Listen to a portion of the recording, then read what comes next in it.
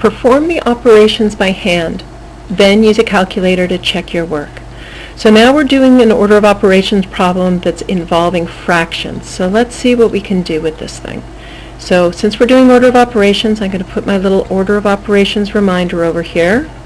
So parentheses and then exponents and then multiply or divide left to right, add or subtract left to right. So in this particular problem, as we look at it, we see that we have subtraction here and we have multiplication here. Remember, order of operation tells us we're going to do the multiplication first and then we're going to come back and do the subtraction. It's real common to want to just work from left to right and do the subtraction first, so be careful you don't do that. Be sure that you're paying attention to what the order of operations tells you to do. So let's go ahead and do our multiplication here. So we're going to do our multiplying there. And I'm going to use this idea that this negative sign is sort of holding on to this 3/5. So a negative 3/5 times a positive 2/3 is going to give us a negative. So that's going to stay as a negative sign there.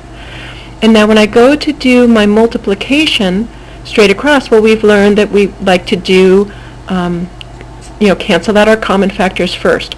But take a look here, folks. When we do our subtraction, notice we're going to need a 15 denominator, and we're going to need another 15 denominator. And actually, this is really nice because this problem, when we do the multiplication, if we don't cancel out the 3's, will give us the 15 denominator. So I'm not going to do the cancel here. Even though we would usually do that, I'm thinking, well, if I don't cancel, I'm going to have the common denominator I'm going to need for when I do my 15 subtraction.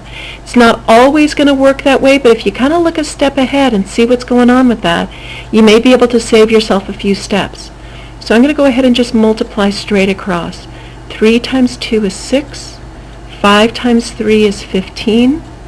And if I go ahead and bring down that, whoops, I want to be sure that that looks like a 15, that it doesn't look like a 6. So let me just rewrite that. So we said that that was 6 over 15. And remember, we don't want to forget about that 14/15, which was the first part of the problem. And now you can see why not doing the canceling of the 3's was really helpful. Because now when I have to do my subtraction, I already have my common denominator of 15. Because once we do the multiplying, then we're going to come back and do the add subtract. 15 is going to stay my denominator, and 14 minus 6 is 8. 8/15 won't simplify, so that would be our final answer. Let's use our calculator to check to make sure our work is correct. So remember what we had. We had 14/15. I'm going to use my fraction key. 14 fraction key 15. And from that we're going to subtract 3/5, 3 fraction key 5, which was multiplied by 2/3, 2 fraction key 3. And the nice thing is, on a scientific calculator, it knows the order of operations. So it knows that it needs to multiply first and then come back and do the subtraction. It's going to know that information. When we press equal, there's the 8/15.